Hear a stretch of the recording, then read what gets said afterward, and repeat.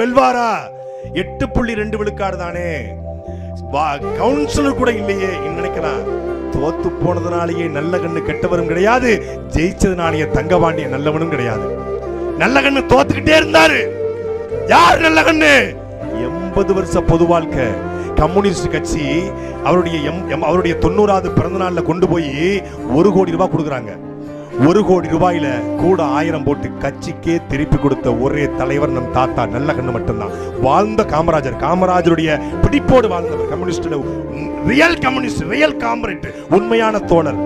தகைசால் தமிழர் விருது கொடுத்து தமிழ்நாடு முதலமைச்சர் பெருமதிப்பிற்குரிய ஐயா ஸ்டாலின் 10 லட்சம் கொடுக்குறாங்க. அந்த 10 லட்சத்துல கூட 5000 போட்டு கொரோனா நிதியா கொடுத்த ஒரே ஆளு நல்ல கண்ணு. தோத்துட்டாரு.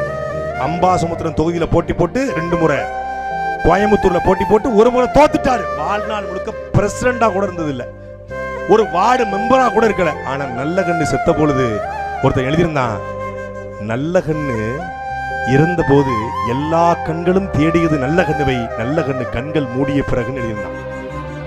எல்லா கண்களும் தேடியது நல்ல கண்ணுவை, அவர் கண்கள் மூடிய பிறகு.